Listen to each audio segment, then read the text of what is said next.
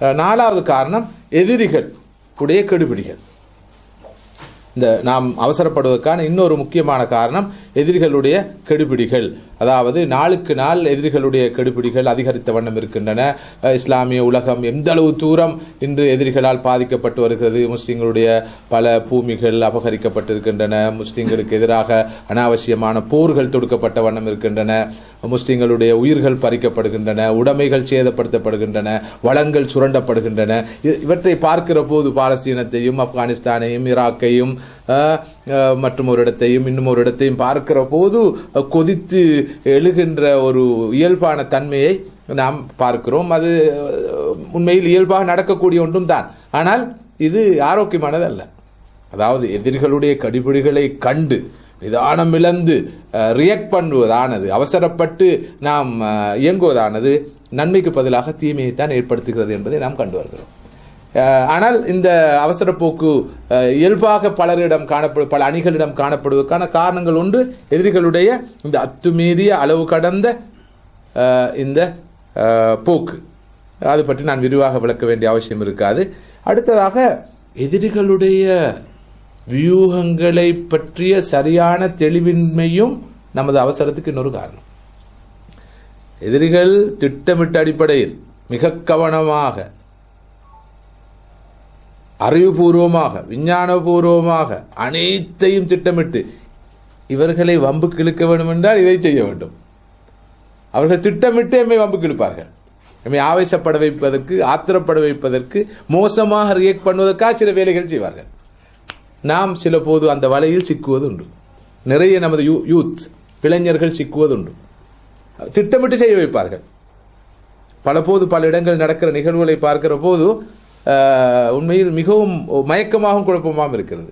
இது உண்மையில் முஸ்லிம்களால் செய்யப்படுபவையா அல்லது திட்டமிட்ட சதிகளா என்று. அவர்கள் திட்டமிட்டு முஸ்லிம்களை குழப்பும் வேலையில் ஈடுபடுகிறார்கள். உங்களுக்கு தெரியும், சில போது நாம் சிறு பிள்ளைகளாக, குழந்தைகளாக கூட எதிரிகளாக நடத்தப்படுகிறோம். ஊர்களில் சில முதியவர்களிடம் ஒரு வளமை இருக்கிறது. அது அவர்களுடைய பொழுதுபோக்கு. சிறார்களுக்கு மத்தியில் மூட்டி விடுவது. உதாரணமாக ஒரு பையனை அழைத்து சொல்வார்கள், தம்பி உன்னை பார்த்தா பயந்தாங்கொல்லி மாதிரி இருக்குது. நானா? இல்லையே. சரி, அப்படியா இருந்தா அந்த போறானே அவனை மூக்கு பிடிச்சிட்டு வா என்று சொல்றது. இவன் சிறு பையன் ஆவேசத்தில் என்ன செய்வான்? அவன்கிட்ட மூக்க பிடிப்பான். அவன்கிட்ட மூக்க பிடிக்க அவன் போட்டு இவனுக்கு அடிப்பான். அதுபோல் இவன் திருப்பி அடிப்பான். இவர் ரொம்ப இலவசமாக அந்த காட்சியை பார்த்து ரசிப்பார். எதிரிகள், இது நாம் மிகவும் எளிமையாக சொன்ன ஒரு கொச்சையான உதாரணம், பல போது எம்மை இப்படி தூண்டி விடுவார்கள். நிதானத்தை இழக்க செய்வார்கள். அவசரப்படும் தன்மையை ஊட்டி விடுவார்கள். அப்படி வளர்க்கப்பட்ட அணிகளையும் பார்க்கிறோம். அதாவது எமது இந்த எழுச்சியை, இந்த மறுமலர்ச்சியை, இந்த ஆரோக்கியமான எமது இந்த முன்னேற்றத்தை தடுத்து நிறுத்தி பின்னடைய செய்வதற்காக, பல ஆண்டு காலம் மீண்டும் பல இடத்தில் கொண்டு போய் வைப்பதற்காக நிதானம் இழந்தவர்களை இவர்கள் உருவாக்கி விடுவதுண்டு. பல போது எம்மை போன்றவர்களும் அவற்றில் போய் சிக்கி விடுவதும் உண்டு. நல்ல நோக்கம். இங்கு இஹ்லாஸில் நாம கை வைக்க இல்லை. அல்லாஹ் அதை பற்றி முடிவெடுப்பான். அவசரப்படுவர்களிடம் இஹ்லாஸ் இல்லை என்று நாம் சொல்ல முடியும், ஈமான் இல்லை என்று சொல்ல முடியாது. சில போது எம்மை விட தூய்மையானவர்களாகவும் ஈமானிய உணர்வுள்ளவர்களாக தான் அவர்கள் இருப்பார்கள். ஆனால் விளைவுகள் எதுவாக இருக்கின்றன என்பதுதான் இங்கு பார்க்கப்பட வேண்டியவை.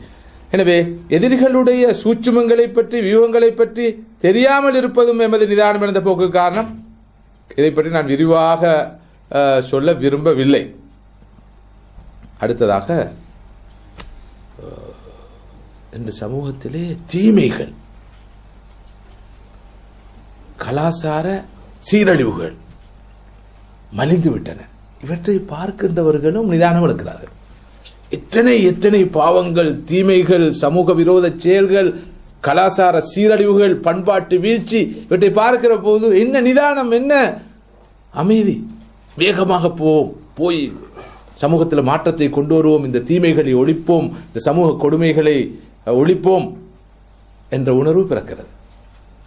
சமூகத்திலே அளவுக்கு அதிகமான தீமைகள் பரவி இருப்பதும், சமூக விரோத செயல்களும் அநீதிகளும் பரவி இருப்பதும் நிதானம் இழந்த போக்குக்கு இன்னொரு காரணம். குறிப்பாக தாய்கள் மத்தியிலே இந்த நிலையை நாம் தெளிவாக பார்க்கிறோம். ஆனால்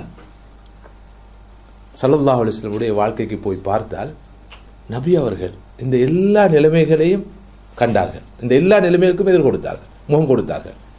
எதிரிகளுடைய சதிகளுக்கு முகம் கொடுத்தார்கள். எதிரிகளுடைய மிகவும் துல்லியமான திட்டமிடல் வியூகங்களுக்கு ஸல்லல்லாஹு முகம் கொடுத்தார்கள்.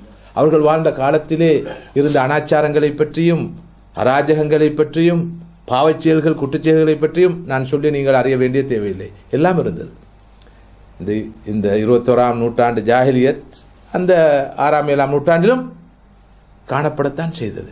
ஆனால் ஸல்லல்லாஹு அலைஹி வஸல்லம் அவர்கள் அவ்வளவு ஈமானிய உணர்வு இருந்தும், நுபுவத்துடைய சக்தி இருந்தும், ரிசாலத்துடைய பலம் இருந்தும், அல்லாஹ்வுடைய வகை இருந்தும் அவசரப்பட்டதாக தெரியவில்லை, நிதானம் இழந்ததாக தெரியவில்லை. எமது எல்லா பணிகளும் குர்ஆன் சுன்னாவின் அடிப்படையில் அமைய வேண்டும் என்பதில் மிகவும் உறுதியாக இருப்பவர்கள் நாங்கள். நான் வளமையாக சொல்கிற ஒரு கருத்து இருக்குது, வெறும் குர்ஆனையும் ஹதீஸையும் பார்த்து மாத்திரம் இந்த தீனை பின்பற்ற முடியாது. குர்ஆன் ஹதீஸுக்கு அப்பால் ரசூலுல்லாஹ்வுடைய சீராவுக்கு போக வேண்டும். குர்ஆனும் ஹதீஸும் தியரி என்றால் ரசூலுல்லாஹ்வுடைய சீரா தான் பிராக்டிக்கல். குர்ஆனும் ஹதீஸும் கோட்பாடு சித்தாந்தம் என்றால் ரசூலுல்லாஹ்வுடைய வாழ்க்கை வரலாறு தான் செய்முறையாக செயல்முறையாக இருக்கிறது. ரசூலுல்லாஹ்வுடைய சீராவை வெறும் நரேஷனாக பார்க்காமல் இன்டர்பிரிட்டேஷனோடு கூடியதாக பார்க்கிற போதுதான் நிச்சயமாக இந்த பாதையிலே நாம் மிகச்சரியாக எமது பயணத்தை அமைத்துக் கொள்ள முடியும். அந்த வகை ரசூலுல்லாஹ்வுடைய வாழ்க்கையிலே அவர்கள் சமூக மாற்றத்தை எப்படி ஏற்படுத்தினார்கள் என்பதற்கு நிறையவே உதாரணங்கள் இருப்பதை பார்க்கிறோம். உதாரணத்துக்கு அல்லாஹ்வுடைய ரசூல் ஈமானின் மிக உச்ச நிலையில் இருந்தவர்கள், தௌஹீதை நிலைநாட்டுவதற்காகவே வந்தவர்கள், ஷிர்க்கை முற்று முழுதாக ஒழித்து கட்டுவதற்காகவே வந்தவர்கள். இன்ன ஷிர்கல ஸுல்முன் அஸீம், அல்லாஹ் எதையும் எந்த பாவத்தை மன்னித்தாலும் அல்லாஹ் மன்னிக்காத பாவம் இணை வைக்கிற பாவம் மறுமையிலே. ஆனால் இந்த செய்தியை சொல்ல வந்த ரசூலுல்லாஹ் ஸல்லல்லாஹு அலைஹி வஸல்லம் அவர்கள் மக்காவிலே எத்தனை ஆண்டுகள் அந்த காபாவை சுற்றி இருந்த சிலைகளை பார்த்த வண்ணம், கண்ட வண்ணம், தரிசித்த வண்ணம் அமைதியாக தன்னுடைய பணியிலே ஈடுபட்டிருக்கிறார்கள். எத்தகைய பொறுமை! நபி இப்ராஹிம் அலைஹிஸ்ஸலாத்து வஸ்ஸலாம் அவர்கள் தனது மகன் இஸ்மாயிலோடு அல்லாஹ்வை வணங்கி வழிபடுவதற்கு நிறுவிய ஸ்தாபித்த அந்த அல்லாஹ்வுடைய ஆலயத்திலே காபாவிலே 300க்கு மேற்பட்ட சிலைகள் வைக்கப்பட்டு வணங்கப்பட்டு கொண்டிருக்கின்றன. ஒரு சாதாரண பள்ளிவாசல்ல ஒரு சிலை இருந்தா, இது எங்க? காபாவில், ஹரம்ல, தௌஹீதுக்காக கட்டப்பட்ட அந்த ஆலயத்தில் சிலைகள் இருக்கு. அல்லாஹ்வுடைய ரசூல் ஒவ்வொரு நாளைக்கு ஒவ்வொன்றை சாத்திருக்கலாமே, உடைச்சிருக்கலாமே, தகத்திருக்கலாமே. ரசூலுல்லாஹ்வுடைய உணர்வு அந்த அளவுக்கு இருக்கு இல்லையா? அய்யாசு பில்லாஹ், வேகம் அந்த அளவுக்கு இருக்கு இல்லையா? ஏன் அத்தனை ஆண்டுகள், 13 ஆண்டுகள் சும்மா இருக்கிறார்கள், பொறுமையாக இருக்கிறார்கள்? நபி அவர்களுக்கு தெரியும், இந்த சிலைகளை இப்போது நான் உடைத்தால் இதைவிட அழகான சிலைகள் இங்கு வடிவமைக்கப்பட்டு வைக்கப்படும், 300 3000 மாறும் என்பது தெரியும் நபி அவர்களுக்கு. அது எப்போது தகர்க்கப்பட வேண்டும், எப்போது உடைக்கப்பட வேண்டும், அதற்குரிய காலம் எப்போது கனியும் என்பது ரசூலுல்லாஹ்வுக்கு தெரிந்திருந்தது. அதற்குரிய ஆண்டு ஹிஜ்ரி 8 மக்கா வெற்றி, அதனை தொடர்ந்துதான் அது நடக்கும். அதற்கான பொறுமை தேவைப்பட்டது, நிதானம் தேவைப்பட்டது. ஆனால் நாம் பலபோது 1ஆம் ஆண்டிலேயே நமது எல்லா வகையான போர் முரசையும் கொட்டி விடுகிறோம். 2ஆம் ஆண்டிலே எல்லாம் வந்துவிட வேண்டும். 3ஆம் ஆண்டு கியாமத்து வந்து சுவனம் சென்று விட வேண்டும். 15 ஆண்டாகியும் எதுவும் செய்யவில்லை. பொறுத்தது போதாதா? இனியாவது நாம் வேகமாக இயங்கக்கூடாதா? இல்லை. அல்லாஹ்வுடைய ரசூலுடைய வாழ்க்கையிலே நமக்கு உதாரணம் இருக்கிறது. சிலைகள் சூழ இருக்கிற ஒரு இடத்திலே அல்லாஹ்வுடைய தூதர், இறுதி தூதர் பொறுமையாக இருக்கிறார்கள். மக்கா வெற்றி வரை காத்திருக்கிறார்கள். ஹிஜ்ரி 8 வரை காத்திருக்கிறார்கள். அது வரைக்கும் சுமார் எத்தனை வருடங்கள் நபி அவர்கள் பொறுக்கிறார்கள் நாம் பார்க்கிறோம். எல்லாமாக 21 வருடங்கள். 21 வருடம். லா ஹவுல வலா குவத்த இல்லா பில்லாஹ். அல்லாஹ்வுடைய ரசூல் நுபுவத்தை பெற்று 21 வருடங்கள் காபாவிலே சிலைகள் வணங்கப்பட்டுக் கொண்டிருக்கின்றன.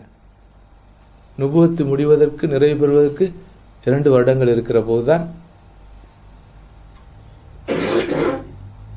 அந்த சிலைகள் உடைக்கப்படுகின்றன. ஜாஅல் ஹக்கு வ ஸஹகல் பாத்திலு இன்னல் பாத்தில கான ஸஹூகா. நபி அவர்கள் அவசரப்பட்டிருக்க மாட்டார்கள், அவசரப்பட மாட்டார்கள். அவசரப்பட்டிருந்தால் ஒரு கட்டுரை எழுதுங்கள். நபி அவர்கள் கௌபாவிலே இருந்த அந்த 300 சொச்சம் சிலைகளையும் உடைத்து நொறுக்குவதற்கு அவசரப்பட்டிருந்தால் என்ன நடக்கும்? 1 2 3 4 சொல்லி எழுதுங்க. என்ன நடந்திருக்கும் என்று பாருங்க.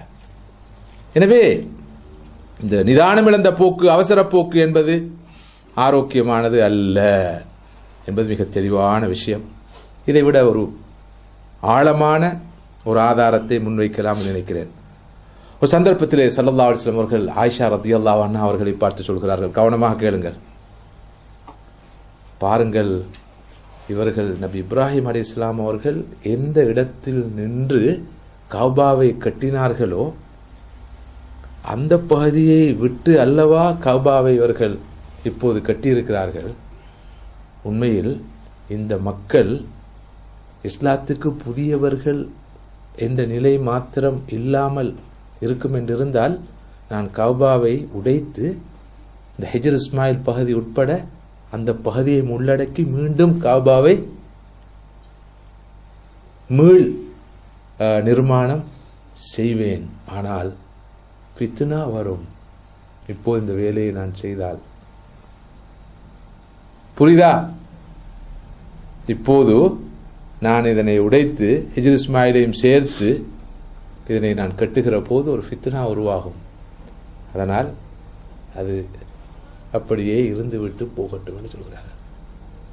இன்று ஒரு தாய் இதனை சொல்கிற போது அவருக்கு என்ன சொல்கிறோம்?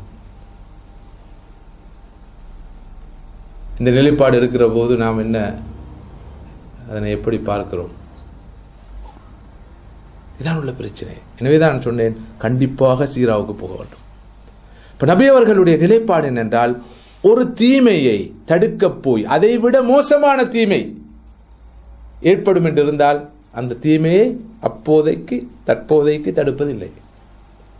இது ரசூலுல்லாவுக்கே உரிய ஒரு தவா வழிமுறையாக முழு சீராவிலும் இருந்திருப்பதை பார்க்கிறோம்.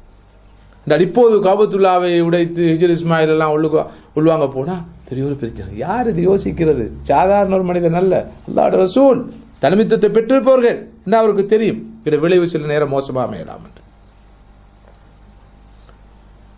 எனவே எப்போதும் இந்த நிதானம் இழந்த போக்கானது நன்மைக்கு பதிலாக மிக மோசமான விளைவுகளைத்தான் ஏற்படுத்தும் என்பதை மிக தெளிவாக புரிந்து கொள்ள வேண்டும். பல தீமைகளுக்கு முன்னால் மௌனம் சாதிக்க வேண்டியிருக்கும், சகித்துக் கொள்ள வேண்டியிருக்கும், இக்னோர் பண்ண வேண்டியிருக்கும், கண்டுகொள்ளாமல் இருக்க வேண்டி இருக்கும். அதன் நோக்கம் அந்த தீமையை அங்கீகரிப்பதல்ல, சரி காண்பதல்ல. அதைவிட நமது பார்வை மிகவும் தொலைவில் இருக்கிறது. இந்த விஷன் சரியாக இருந்தால் இதுவெல்லாம் பிரச்சனை அமையப் போவதில்லை. எப்போது இந்த பிரச்சனைக்கு தீர்வு காணப்பட வேண்டும் என்பது தெரிந்திருக்க வேண்டும். உண்மையில் கவலையான விஷயம் என்னவென்றால், எல்லாவற்றுக்கும் மிக துல்லியமாக திட்டமிடுகிறோம். தவாவை பொறுத்தவரை மாத்திரம் அந்தந்த சந்தர்ப்பத்தில் மனம் என்ன சொல்கிறதோ, உணர்வு என்ன சொல்கிறதோ, நமக்கு எது படுகிறதோ, எது குர்ஆன் ஹதீஸ்னு தெரிகிறதோ அதை செய்துவிட்டு போகிறோம். அங்கே அந்த துல்லியமான பார்வை, நுணுக்கமான பார்வை, மிக கவனமான திட்டமிடல் இல்லாமல் இருப்பது உண்மையில் மிகவும் கவலைக்குரிய ஒரு விஷயம். ரைட். அடுத்ததாக இப்போது நாம் அந்த அவசரப்படுவதற்கான காரணங்களை பற்றி பேசிக் கொண்டிருக்கிறோம். இன்னொரு காரணம், இந்த பாதையிலே வருகிற கஷ்டங்களை தாங்கிக் கொள்ள முடியாமல் இருப்பதும் அவசரப்படுவதற்கு இன்னொரு காரணம். அதாவது எவ்வளவு நாளைக்கு பொறுக்கிறது, ஒரே அடியா எல்லாம் செஞ்சு முடிச்சிடுவோம். அளவுக்கு அதிகமான சோதனை, அளவுக்கு அதிகமான பிரச்சனைகள், தாங்க முடியாத நிலை. எனவே அவசரப்பட்டு விஷயங்களை செய்வோம் என்ற முடிவுக்கு சிலர் வருவார்கள். உண்மையில் பலபோது ஒருவர் வாளெடுத்து போராடி ஷஹீதாவது இலகுவானது. ஆனால் பொறுமையாக இருந்து நிதானம் இழக்காமல் இந்த பயணத்தை தொடர்வது மிகவும் கஷ்டமானது. நாளாந்தம் பிரச்சனைகளுக்கு முகம் கொடுத்து, நாளாந்தம் சோதனைகளுக்கு முகம் கொடுத்து, பொறுத்து, சகிப்புத்தன்மையோடு இருந்து நிதானம் இழக்காமல் அவசரப்படாமல் இந்த பயணத்தை தொடர்வது கஷ்டமானது. ஒரே அடியாக வேகத்தில் போய் ஒரு விஷயத்தை செய்துவிட்டு மாசலாமா என்று விஷயத்தை முடிக்க லேசானது. பலர் பலபோது இந்த பாதையிலே பொறுமை இழந்து விடுகிறார்கள். இனியும் இந்த பிரச்சனைக்கு முகம் கொடுக்க முடியாது, நாம ஏதோ ஒரு முடிவுக்கு வந்து முடிச்சிருவோம் வாழ்க்கை. இதுவும் அவசரப்படுற போக்குக்கு ஒரு மிக முக்கியமான காரணம். அதாவது இந்த பாதையில் எதிர்நோக்கும் பிரச்சனைகளை தாங்க முடியாமல் பலர் நிதானம் இழந்து செயற்பட தொடங்குவார்கள். பிரச்சனை அவர்களுடைய நிதானம் இழந்த போக்கல்ல, அவருடைய அவசரம் அல்ல. அது எவ்வளவு தூரம் தவ்வாவை பாதிக்கும், தீனை பாதிக்கும்ன்றதா மிகப்பெரிய பிரச்சனை. அவரை பாதிக்கும் என்றது ஒரு விஷயம், தவ்வாவை அது எவ்வளவு தூரம் பாதிக்கும் என்றது அடுத்த விஷயம். அடுத்ததாக பலர் சில பௌதிக காரணிகள் கைக்கு கிடைத்ததை வைத்துக் கொண்டு, சில வாய்ப்புகள், சில வசதிகள், சில வளங்கள் கிடைப்பதை வைத்து அதனை மிகை மதிப்பீடு செய்து இப்போது நாம் பலம் பெற்று விட்டோம், எனவே அவசரமாக செல்லலாம் என்று நினைக்கிறார்கள். இதுவும் ஒரு முக்கியமான ஒரு காரணம். உதாரணமாக, இதுவரையும் 5 பேர் தான் இருந்தோம், அல்ஹம்துலில்லாஹ் இப்போது எங்களோடு 500 பேர் இருக்கிறார்கள், எனவே நாங்களோடு சக்தி, எனவே இப்போது நாங்கள் அவசரமாக போவோம். அவருக்கு தெரியாது அங்கு 5 கோடி பேர் நம்மை எதிர்க்க காத்திருக்கிறார்கள் என்று. சில தாய்களுக்கு கொஞ்சம் ஒரு ஜோஸ் வந்துடும். ஜோஸ் வந்து கண்ணா பின்னான்னு பேசி விடுவார்கள். பிறகு அந்த ரெக்கார்டிங்கை கொண்டு போய் போட்டு காட்டி ஆளை போட்டு சாத்தி விடுவார்கள். இவருக்கு க்ரௌடை கண்ட உடனே மாஷா அல்லா, நல்ல கூட்டமாக இருக்குது, அல்லாடக்கு இவ்வளோ முந்தி மாதிரி இல்லை, இப்போ கொஞ்சம் திறந்து பேசலாம் போல இருக்குன்னு இவர் பேசிடுறது. அப்படி பேசி வாங்கி கட்டின எவ்வளோ தாய்கள் எனக்கு தெரியும். உற்சாகம் அடையர்கள். அல்லாஹ் அவர்களுடைய இஹ்லாஸை புரிந்துக்கொள்ளணும், அது வேற விஷயம். அல்லாஹ் ரஹமத் செய்யணும், வேற விஷயம். அல்லாஹ் அவர்களை கபூல் செய்யணும், வேற விஷயம். அது அல்லாஹ்வுக்கும் அவங்களுக்கு இடையில் உள்ள விஷயம். ஆனால் இந்த உலகத்தில் இந்த உற்சாகமானது பல போது நமது தோல்விக்கு காரணமாக அமைந்து விடுகிறது. அதாவது சில வசதிகள், வாய்ப்புகள், வளங்கள் கிடைத்தவுடன், மனித வளம், வேறு பொருள் வளம் கிடைத்தவுடன் ஒரு மிகை மதிப்பீடு செய்து இப்போ நாம் பெரிய சக்தியாக மாறிட்டோம், இப்போ பாருங்கள் எல்லா இடமும் பெரிய மாற்றம் வருது, அதனால் நாம் கொஞ்சம் அவசரமாக போகலாம் போல விளங்குது என்று சிந்தித்து செயற்படுகின்ற அந்த போக்கும் நமது இந்த அவசர போக்குக்கு இன்னொரு காரணம். இதையும் நாம் சமூகத்தில் தெளிவாக பார்க்கிறோம். சரி, உங்களுக்கு தெரியும் இஸ்லாத்தில் அஹ்லு சுன்னா வல் ஜமாவுடைய அக்கீதாவுடைய தெளிவான நிலைப்பாடு இருக்குது. ஒரு அமீரிடமிருந்து தெளிவான குஃபுர் வெளிப்படாத வரைக்கும் அவருக்கு எதிராக கிளர்ச்சி செய்யக்கூடாது. தெளிவான குஃபுர் வெளிப்பட்டால் மாத்திரம்தான் அவருக்கு எதிராக கிளர்ச்சி செய்யலாம். இது அஹ்லு சுன்னா வல் ஜமாவுடைய தெளிவான நிலைப்பாடு. ஏனென்றால், ஏன் இஸ்லாம் இந்த தடையை போட்டிருக்கிறது என்றால், இல்லாத போது என்ன நடக்கும்? மனிதர்கள் சிறிய சிறிய தப்புகள், தவறுகளை காணும் பொழுதெல்லாம் கிளர்ச்சி செய்வார்கள். அதன் விளைவு மிக மோசமானதாக இருக்கும். மனிதர்கள் அவசரப்படுவார்கள், ஆத்திரப்படுவார்கள், ஆவேசப்படுவார்கள். அதன் விளைவு மிக மோசமானதாக இருக்கும். அந்த வகையில் தான் அது தடை செய்யப்பட்டிருக்கிறது. மிக தெளிவான குஃபுர் வெளிப்பட்ட சந்தர்ப்பங்கள் மாத்திரம்தான் கிளர்ச்சியும் புரட்சியும் செய்வதற்கு அனுமதி வழங்கப்பட்டிருக்கிறது. அடுத்ததாக, இந்த அவசரப்படுவதற்கு இன்னொரு மிக முக்கியமான ஒரு காரணம் இருக்கிறது. நல்ல வளங்களை நாம் பயன்படுத்தாத போது, உதாரணமாக நல்ல திறமைகள் உள்ளவர்கள், ஆற்றவர்கள் நம்மோடு இருப்பார்கள். அவர்களுக்கு உரிய வேலையை கொடுக்காத போது என்ன செய்வார்கள்? சும்மா இருப்பார்களா? ஒரு மக்கு மாடு சும்மா இருக்கும். ஒரு விஷயம் உள்ளவன், திறமை உள்ளவன், ஆற்றல் உள்ளவன், திறன் உள்ளவன், அவனை சும்மா வச்சிருந்தா அவன் சும்மா இருக்க மாட்டான், எதையாவது பண்ணுவான். அதனால மோசமான விளைவுகள் வரும். எனவே கண்டிப்பாக இஸ்லாமிய அமைப்புகளில் நாம் காணக்கூடிய ஒரு நிலைதான், ஒரு மனிதனுக்கு போதுமான வேலை இல்லை, அப்போ அவன் ஒக்கிபைடா இருக்கணும். இஸ்லாம் அதனால தான் ஒரு முஸ்லீம் எப்போதும் ஒக்கிபைடா வச்சிருக்குது. சும்மா இருப்போனின் மூளை ஷைத்தானின் ஆலை. அவன் ஏதாவது ஒரு குழப்பத்தை போட பார்ப்பான். எனவே அமல் யோம் வெள்ளையிலா, காலில் கண் விழித்தது முதல் தூங்கும் வரைக்கும் இஸ்லாம் தொடர்ந்து அமலை தந்திருக்குது. சும்மா விட்டா ஏதாவது பண்ணிடுவான். இதை ஓது, இதை செய், இந்த தொழுகடை பக்து வந்துட்டு, இப்போ இந்த அமலுக்குள்ள நேரம், இப்போ இந்த இபாதத்துக்குரிய நேரம்னு சொல்லி வகுக்கப்பட்டிருப்பதற்கான காரணம் ஏனென்றால், மனிதன் சும்மா இருக்கிற போது அவன் தனது திறமைகளை ஏதோ ஒரு வழியில வகையில பயன்படுத்த முயற்சிப்பான். அது சில போது மோசமான விளைவுகளை ஏற்படுத்தும். அவசரப்படுவதற்கான, அது விளங்கினா புரிஞ்சுதா உங்களுக்கு? புரிஞ்சிக்குன்னு நினைக்கிறேன் நான். சரி, அடுத்தது அவசரப்படுவதற்கான இன்னொரு மிக முக்கியமான காரணம், அனுபவமும் முதிர்ச்சியும் உள்ளவர்களின் வழிகாட்டல் கிடைக்காமல் இருப்பது. அறிவு, அனுபவம், முதிர்ச்சி இவற்றை பெற்றோர்களுடைய வழிகாட்டல் கிடைக்காமல் இருப்பது, இது ஒரு முக்கியமான காரணம். உதாரணமாக யூத்தாக இருப்பார்கள், குறைந்த அறிவு, குறைந்த அனுபவம், முதிர்ச்சி இல்லை, எனவே இயல்பாகவே அங்கு அவசரமும் பதற்றமும் இருக்கும். இப்ப எந்த இடத்துல உலமாக்களுடைய வழிகாட்டல் இல்லையோ, அறிஞர்களுடைய வழிகாட்டல் இல்லையோ, அங்கு அவசரத்தை, பதற்றத்தை நாம் காண முடியும். இது அவசரப்படுவதற்கான இன்னொரு மிக முக்கியமான காரணம். இஸ்லாம் மிக தெளிவாக சொல்கிற ஒரு கருத்து இருக்கிறது. அத்தஅல்லும் பித்தஅலீம். புத்தகத்தில் இருந்து மார்க்கம் படிக்கக்கூடாது. உஸ்தாதிடமிருந்து தான் மார்க்கத்தை பெறணும். ஆலிமிடமிருந்து தான் மார்க்கத்தை பெறணும். அறிஞரிடமிருந்து தான் மார்க்கத்தை பெறணும். ஏனென்றா வெறும் அறிவு மாத்திரம் இஸ்லாத்துக்கு போதாது. அறிவை தருபவருடைய அந்த ஆளுமை, இல்மை தருபவருடைய அந்த வழிகாட்டல், அவருடைய அனுபவம், அவருடைய இன்டர்பிரிட்டேஷன், இதுவும் சேர்ந்து கிடைக்கிற போதுதான் அவருக்கு சரியான இஸ்லாம் கிடைக்கும். இல்லாத போது புத்தகத்துக்கூடாக, நூல்களுக்கூடாக, சீடிகளுக்கூடாக, டிவிடிகளுக்கூடாக பெறப்படுற இஸ்லாம் பல போது பிரச்சனையாக அமையும். குறிப்பாக இந்த நிதானம் இழந்த போக்குக்கு, அவசரப்படுற போக்குக்கு அதுக்காக. அவருக்கு கிடைக்கிற கையில கிடைச்ச கேசட் ஒரு வேகத்தை கொடுக்கக்கூடியதா இருந்தா அந்த வேகத்துல கேசட் தான் அவருடைய குர்ஆன் ஹதீஸா இருக்கும். கேளுங்க. Very good. ஆமா, ஹதீஸ் ஜிப்ராயில் மிகச் சிறந்த ஒரு உதாரணம். எப்படி உண்மையில் அந்த ஹதீஸ் ஜிப்ரீலுக்கு கூடாக மிக தெளிவாகவே எப்படி அறிவானது, இல்மானது, குறிப்பாக குர்ஆன் சுன்னாவுடைய இல்மானது கற்பித்தல் மூலம் கற்கப்பட வேண்டும், ஒரு உஸ்தாது கூடாக பெறப்பட வேண்டும் என்பதற்கு நல்ல ஒரு ஆதாரமாக இருக்கிறத நம்ம பார்க்கிறோம். இந்த ஒவ்வொரு விஷயம் விரிவாக கொஞ்சம் பேசப்பட வேண்டியது, நான் சுருக்கமாக சொல்லிக்கொண்டு போறேன். இஸ்லாத்தில் இந்த ஹயராக்கி இல்லாம இருக்கக்கூடாது. ஆனால் கொஞ்சம் கவலையான விஷயம், இந்த ஹயராக்கி இல்லாமல் போயிட்டு, அதாவது ஷரியாவுடைய உலமாக்களுடைய வழிகாட்டல் இல்லாமல் எந்த ஒரு எட்டும் எடுத்து வைக்கப்படல் ஆகாது. ஆனால் இன்று துரதிர்ஷ்டவசமாக தடியெடுத்தவர்களெல்லாம் வேட்டக்காரர்களாக மாறி, ஃபத்வா கொடுப்பவர்களாக மாறி, தீர்ப்பு சொல்பவர்களாக மாறி, முடிவுகள் எடுப்பவர்களாக மாறி, உலமாக்கல் என்பவர்கள், இஸ்லாத்தில் உலமாக்கல் என்று யாரும் கிடையாது, அது புரோகித மார்க்கம்.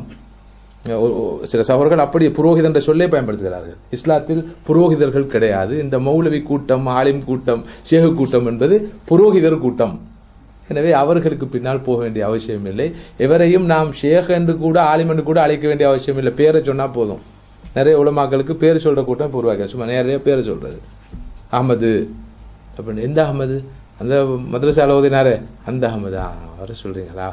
அந்த நிலைமை உருவாயிருக்கு. இதுவும் உண்மையில் வழிகாட்டல் இல்லாத ஒரு குழு உருவாக்கி, தலைமைத்துவம் இல்லாத ஒரு குழு உருவாக்கி, முரப்பி முர்ஷித் இல்லாத ஒரு குழு உருவாக்கி, ஆலிம் ஷேக் இல்லாத ஒரு குழு உருவாக்கி, நிதானம் இழந்து அவர்கள் திசை தெரியாமல், திக்கு தெரியாமல் சென்று தாமும் அதனால் பாதிக்கப்பட்டு இந்த தீனையும் தவாவையும் கூட அவர்கள் நியாயமாக டேமேஜ் பண்ற நிலையை நாம தெளிவாக பார்க்கிறோம்.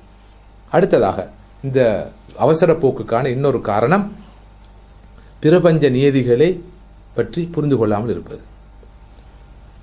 எல்லாவற்றுக்கும் நியதிகள் இருக்கின்றன, சட்டங்கள், ஒழுங்குகள் இருக்கின்றன. நான் ஏற்கனவே சொன்னது போல ஒரு மாமரம் வளர வேண்டுமா, அதற்கு ஒரு நியதி இருக்கிறது. அந்த விதை விதைக்கப்பட வேண்டும், அதற்கு உரிய காலத்தில் நீர் ஊற்றப்பட வேண்டும், பிறகு பசலையிடப்பட வேண்டும், இத்தனை ஆண்டுகள் வளர வேண்டும், அது பூக்க வேண்டும், பிறகு காய்க்க வேண்டும், பிறகு கனியாக வேண்டும், அதுக்கு பிறகுதான் பழம் சாப்பிடலாம். இவர் இன்று விதைத்து, இன்று நீரூற்றி, இன்று பசலையிட்டு, நாளை காலையில் மாம்பழம் சாப்பிட வேண்டும். பிளாஸ்டிக் மாம்பழம் சாப்பிடலாம். பிரபஞ்ச நியதிகள் இருக்குது. ஒன்று நடைபெறுவதற்கான சில ஒழுங்குகள் இருக்கின்றன. அந்த ஒழுங்குகள் பற்றிய சரியான தெளிவில்லாமையும் ஒரு முக்கியமான காரணம். அல்லாஹ் தஆலா இந்த உலகத்தை எல்லா விஷயங்களையும் சபபுகள் அடிப்படையாக வச்சு அமைச்சிருக்கிறான். வானங்கள் பூமியை 6 நாட்கள் அல்லாஹ் படைக்கணும். ஃபிசித்தத்தை ஐயா 6 நாட்கள்ல வானங்களை பூமியை படைச்சதா அல்லாஹ் சொல்றான். குன் ஃபயகுன், ஒரு கணப்பொழுதுல படிச்சிருக்கிறான். அப்படியா இல்லையா? இதை கருத்து வேறுபாடிக்கு அல்லாஹ்வுக்கு இல்ல, கொஞ்சம் கஷ்டமா இருந்திருக்கும். அதனாலதான் 6 நாள் போச்சு. மனிதனுக்கு சொன்னா 60,000 நாட்கள் போயிருக்கும். அல்லாஹ்வுக்கு 6 நாள் மட்டும் பிடிச்சிருக்குது. அப்படி அவசரமா உலகத்தை படைக்க முடியுமான்னு சொன்னா அது ஷிர்கா போயிடும், குஃப்ரா போயிடும். அய்யாசு பில்லாஹ், சுப்ஹானல்லாஹ் அம்மா யசிஃபூன். அல்லாஹ்வுக்கு ஒரு கணப்பொழுதுல படைக்கிறது. 6 நாட்கள் விதி, அது 6 நாட்கள் எடுக்கும். அல்லாஹ்வுக்கு கூட 6 நாட்கள். அதன் மூலம் அல்லாஹ் தஆலா பல விஷயங்களை நமக்கு காட்டுறான். மனிதனை படிக்கும் போது எத்தனை படித்தரங்கள், நுத்ஃபா, அலகா, முதுகா, லஹம், இதாம், வகஸௌனல் இதாம லஹ்மா, இதாம், லஹம், கட்டம் 40 நாட்கள், அடுத்தது 4 மாதம், கட்டம். ஒரே நாளில் புள்ளி உண்ட குழந்தை உண்ட பெற்றெடுக்க வேண்டியதானே? முடியுமா? மராஹில், ஸ்டேஜஸ், ஸ்டெப்ஸ். உலகத்தை படைக்கிறதுக்கு ஒழுங்கு, மனிதனை படைக்கிறதுக்கு ஒழுங்கு, மிருகத்தை படைக்கிறதுக்கு ஒழுங்கு, எல்லாம் கட்டமா இருக்கும் போது தவ்வால மட்டும் மாற்றம் எப்படி ஒரு பகல்ல வாரது? முடியுமா? சாத்தியமா? அல்லாஹ்வுடைய நியதிகளை பற்றி அறியாமையும் அவசரப்படுறதுக்கு ஒரு காரணம். ஒரே அடியா மாற்றம் பெற வேண்டும் சொல்லி. எனவே மனிதன் பக்குவப்படுத்தப்பட வேண்டும். ஆரம்பமாக மனிதனுக்கு ஃபிக்ஹ் சொல்றதுக்கு முன்னால அவனுக்கு தர்பியா கொடுக்கப்படும், இல்ம கொடுக்கணும். இல்முக்கு பிறகு தர்பியா கொடுக்கணும், அதுக்கு பிறகுதான் ஃபிக்ஹ் வரணும். இது ஒரே அடி அவன்கிட்ட போய் ஃபிக்ஹ் போட்டா அவன் வருவான், நோ ரிட்டர்ன். போயிருவான், நோ ரிட்டர்ன். கத் அஃப்லஹ மன் ஸக்காஹ வ கத் ஹாப மன் தஸ்ஸாஹ. மனிதன் பக்குவப்படுத்தப்பட்ட பிறகு நீங்க வேண்டியதை விதைக்கலாம், எல்லாம் எடுபடும். ஆரம்பத்திலேயே ஃபிக்ஹ் கொடுத்தா என்ன நடக்கும்? அவனால புரிஞ்சு கொள்ள முடியாம இருக்கும், ஜீர்ணிக்க முடியாம இருக்கும், ஓடிடுவான். தாய்களுக்கு நான் சொல்றேன், தயவு செஞ்சு தவ்வாண்ட பேர்ல ஃபிக்ஹ் கொடுக்காதீங்க. தவ்வாண்ட பேர்ல ஃபிக்ஹ் கொடுக்காதீங்க. இஸ்லாத்தை விட்டு மக்களை துரத்துற வேலை அது. சொர்க்கத்துக்கு வர வேண்டியவங்களை நரகத்துக்கு கொண்டு போற வேலை. ஃபிக்ஹ் கொடுக்காதீங்க. பேசிக் அடிப்படைகளை கொடுங்க, தர்ஹீபை கொடுங்க. பேசிக் ஹலால் ஹராத்தை தெளிவுபடுத்துங்க. நல்ல தெளிவு, நல்ல பக்குவம், நல்ல முதிர்ச்சி வந்ததுக்கு பின்னால மசாயில் பேசலாம். அந்த மக்கள் நல்ல ஒரு புரிந்து கொள்ளக்கூடிய நிலைக்கு வந்திருப்பார்கள். எனவே அந்த வகையில் பிரபஞ்ச நியதிகளை, அல்லாஹ்வுடைய ஒழுங்குகளை ஒவ்வொரு விஷயத்திலும் மிக தெளிவாக நாம் புரிந்து கொள்ள வேண்டும். நல்ல உதாரணம், மிக தெளிவான எல்லோரும் தெரிந்த உதாரணம், ஏன் மதுபானம் கட்டமாக தடை செய்யப்பட்டு? அல்லாஹ் தடை செய்யறான் கட்டமா. நாம ஒரே அடியா தான் தடை செய்யறோம். கூடாது கேட்டா சொல்றோம் அல்யௌம அக்மல்துலக்கும் தீனக்கும். இப்ப கட்டம் கிடையாது, மார்க்கம் சம்பூர்ணப்படுத்தப்பட்டாச்சு. ஏன் அந்த படிப்பினை நமக்கு தரப்படுகிறது? ஒருவர் குடிகாரன், இஸ்லாத்துக்கு வர தயாரா இருக்கிறார், ஆனா பயங்கர குடிகாரன். உங்களுடைய தவ அணுகுமுறை என்ன சொல்லுது? என்னுடைய தவ அணுகுமுறை சொல்லட்டுமா? நீ தாராளமா குடி, களிமா சொல்லு, தாராளமா குடி, தொழு, தாராளமா குடி. இப்போது அவன் உடனடியான குடியை நிறுத்தணும், அதுக்கு பிறகுதான் அவனுக்கு இஸ்லாத்துக்கு வரலான்னு சொன்னா இறுதி வரைக்கும் இஸ்லாத்துக்கு வர மாட்டான். அப்ப இப்படி சொல்லும் போது அப்ப நீங்க குடியை அனுமதிக்கிறீங்களா? ஹஸ்பில்லா. இந்த ஏன் கட்டமாக தடை செய்யப்பட்டது? எத்தனை கட்டங்களுக்கு பிறகு மதுபானம் தடை செய்யப்பட்டது என்பதை நாம் அறிவோம்.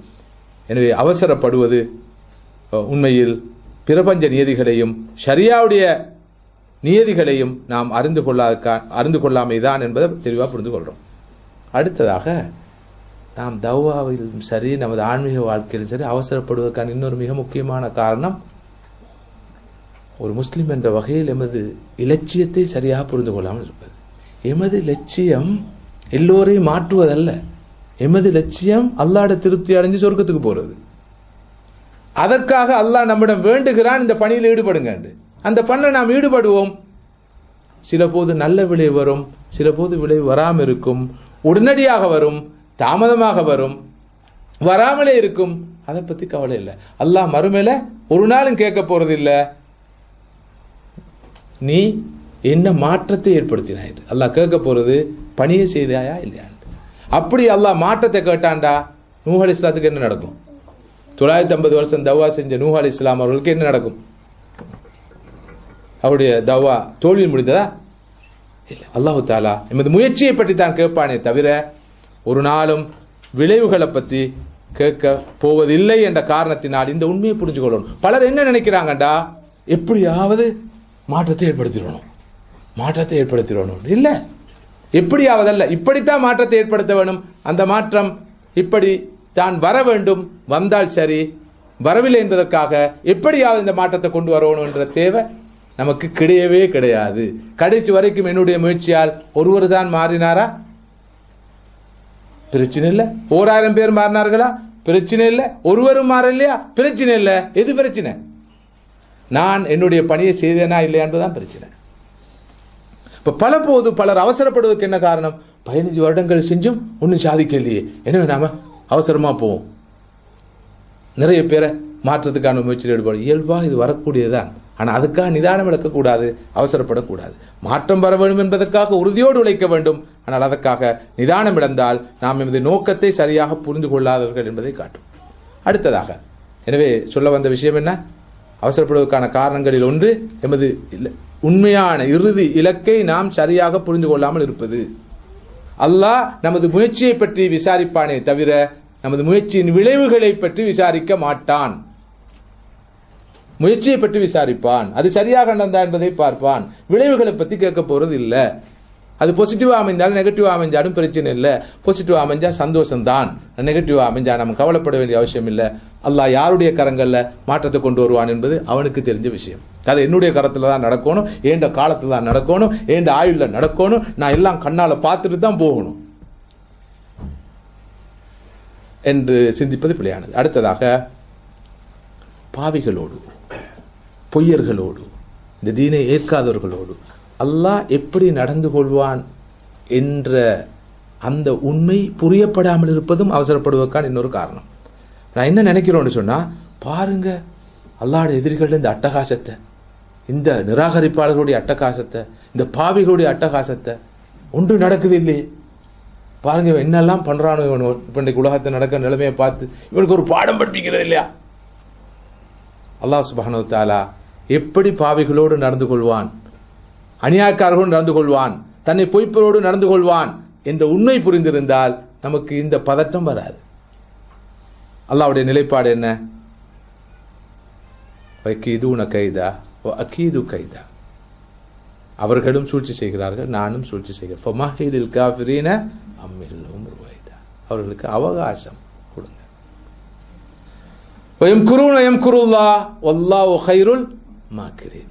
இந்த உண்மை புரியப்பட்டா ஏன் இது இப்படி, நாம இது சும்மா இருக்கிறது தான் காரணம், அல்லது வேகம் போதாமல் இருப்பது தான் காரணம், இதை விட வேகமாக நாம செய்யப்பட்டா தான் இந்த உண்மையான மாற்றம் வரும் என்றெல்லாம் நாம் சிந்திப்பதற்கு அது முக்கியமான. இன் அஹதஹு, அல்லாஹ் பிடிச்சிட்டாண்டா, இன்ன பத்ஷ ரப்பிக லஷதீத், அல்லாஹ்வுடைய பிடி மிகவும் இறுக்கமானதாக இருக்கும். பொதுவாகவே எல்லா பாய்ச்சலையும் சொல்கிற ஒரு உண்மை இருக்குது, எல்லாரும் ஏற்றுக்கொண்ட உண்மை. அரசன் அன்று கேட்பான், தெய்வம் நின்று கேட்கும் என்பது ஒரு குறிப்பிட்ட மதத்துக்குரிய தத்துவம் அல்ல, அது வேர்ல்ட்லி விஸ்டம். அல்லாஹ் நின்று கேட்பான், அவனுடைய பிடி மிக கடுமையானதாக இருக்கும். இந்த அல்லாஹ்வுடைய ஒழுங்கு தெரியாதவர்களும் அவசரப்படுவார்கள். அதான் அல்லாஹ் கொடுக்கிற தண்டனை நாம கொடுக்க பார்க்கிறது, அதனால நாம தண்டிக்கப்படும் நிலை உருவாகும். இது அவசரப்படுவதற்கான இன்னொரு